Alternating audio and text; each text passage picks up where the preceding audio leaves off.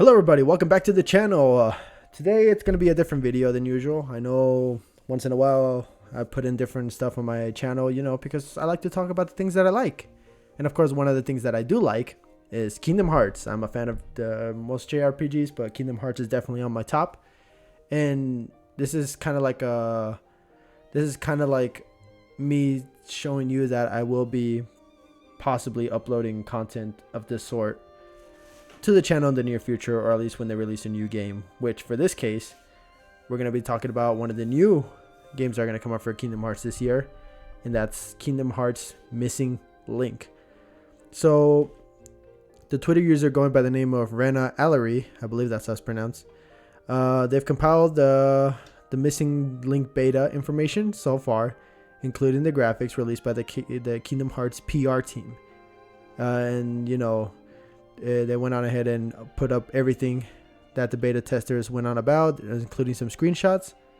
So, I figured, for this video, I'm just going to discuss some of the interesting factors that this could bring about. So, we'll get started.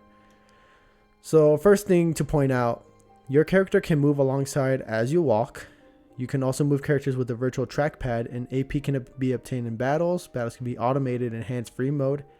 AP is required for battles, obtaining treasure boxes, etc. So, from the looks of things, it looks like it's going to be very much... It's going to be pretty GPS based. So that means that you can put your location in and you'll be able to walk alongside your character, basically. So think about this kind of like, if you had like Pokemon Go, for example, right? You walk along, and they'll be able to walk alongside you. So that's a very neat thing to do. They're off to a great start. It's very creative so far. I like that. The team has also shared initial missions for beta testers. Something about this one actually before I move on. Hands-free mode and automated battles. Of course, every JRPG would have something like that. And I'm pretty sure that's going to be kind of an appeal, because to be fair, a lot of mobile players on mobile devices, when they play RPGs, they're pretty lazy. They don't want to play the game. They just want to like level up and collect. So the fact that this option might be available for like hands-free mode and stuff like that, then that's very appealing for a lot of people, especially for myself. If I want to like level up and maybe I'm not able to, I could just leave it there, level it up by leaving it there, and when I come back, I'll have enough AP and points to be able to put into like stats or something like that. I don't know how it's going to work, but I'm pretty sure they're going to explain it here. The team has shared initial missions for beta testers to complete during the testing period. Much like Union Cross, currency in the game is stated to be jewels. New mission and content for testers will be released daily until the beta closes. So there are some missions for starter missions just to get the feel for the game. As you can see, there's the MP bar, so clearly going to be using magic and stuff like that, and of course your HP to track your health, and big boss battles and stuff like that. It's going to be pretty cool. Many testers have already started to share their thoughts. If you haven't seen them, I'll be retweeting some on the main page. Okay. So impressions so far: graphics and gameplay are smooth and crisp, comparable to graphics on the Nintendo Switch. For beta, there's currently no controller support. Character customization is extremely detailed. Facial features, clothing, and accessories are available.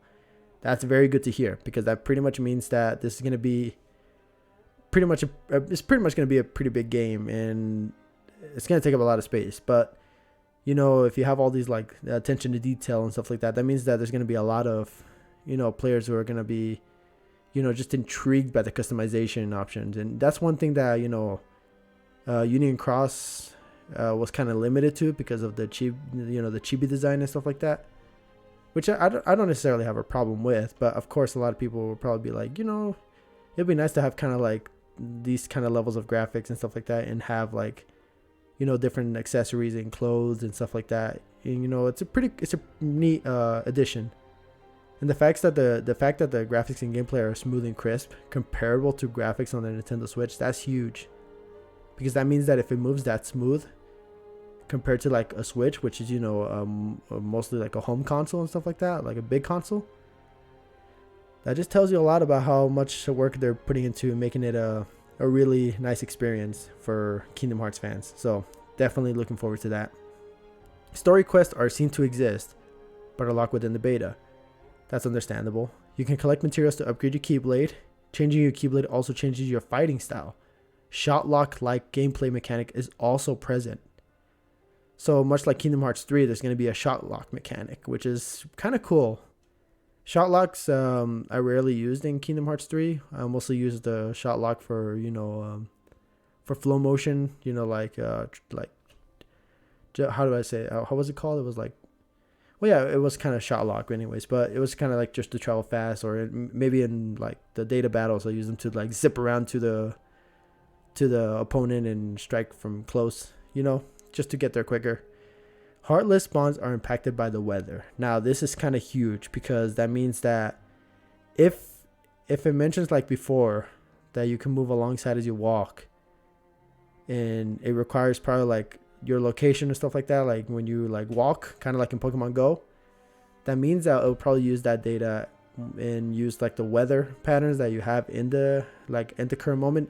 And I'm pretty sure it applies for real life. So that means that weather in real life will affect how Heartless will appear. So that's going to be interesting because that means that, say if it rains, you might have a chance to fight against Heartless that you normally wouldn't encounter in every day. So that's really cool. There are places to heal your character as you move around. You can still move around normally in the game without GPS. So that's the implication right there. It uses GPS. So the fact that it uses GPS, that means that it's very, very, very good. Tutorial was in vertical mode, but gameplay switched to horizontal. Many of the GPS features are similar to Dragon Quest Walk. I have never played Dragon Quest Walk, so I have no idea to that reference in a sense. I apologize, but if you use GPS for tracking your movement and stuff like that, then that's kind of what I'm going off of anyways. If you walk up to a building, you can get onto it, just like Kingdom Hearts 3. UI can be moved and changed to be more transparent and moves based on how you're playing, horizontal or vertical. So you can play both horizontal or vertical. So there are playing options for this. That's kind of cool. On the pause menu, you can leave the battle and return to the main map. That's useful.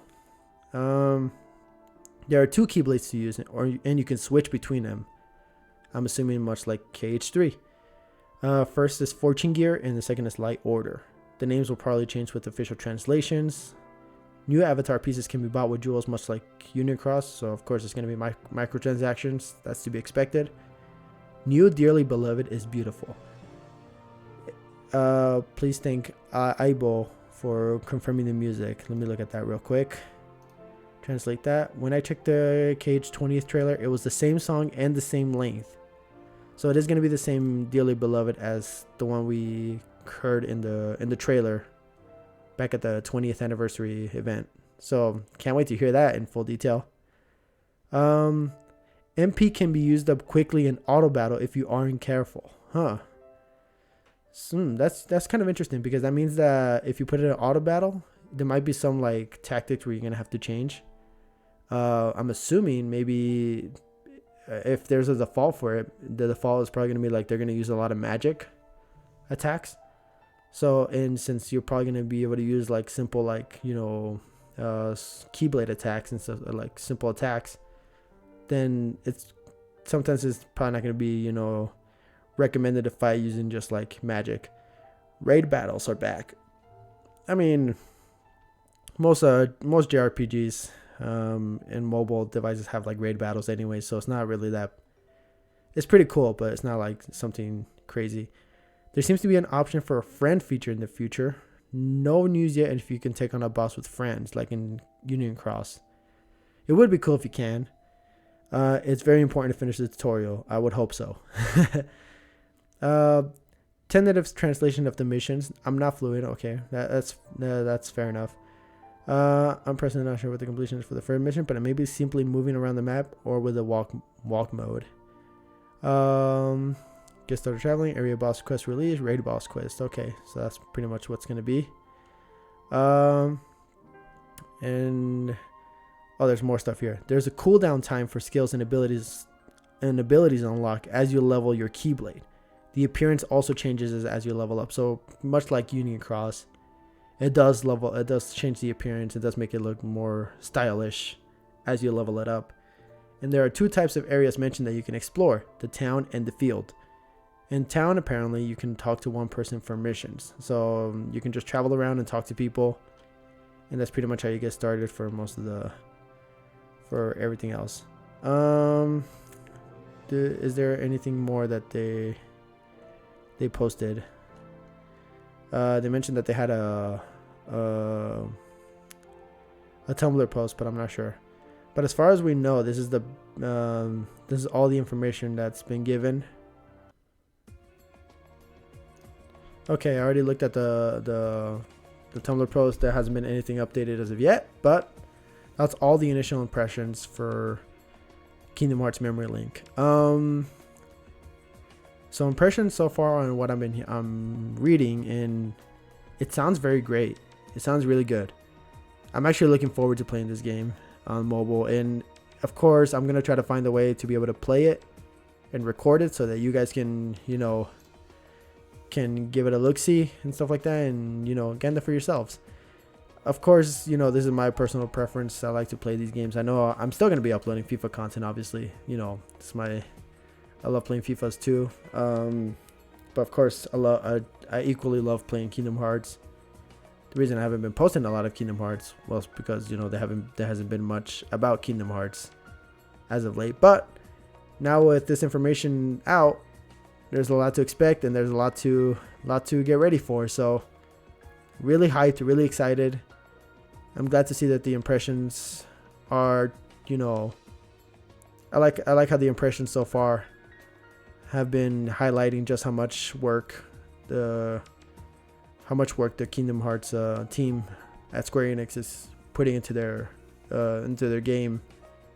And honestly, can't wait to play it. I'll be one of the first ones in line to try to get my hands on the beta, and when I do, I'm definitely gonna put a video up on that. So till that day comes, we will definitely be looking at that. So with that being said, though, thank you all for watching. Leave a like, comment, and subscribe, and of course, thank you Rena Alarie for posting all this information. You can follow her. We can follow them on Twitter. There it is right there. Give them a follow. Good stuff. Yeah, good information. And that's about it. See ya.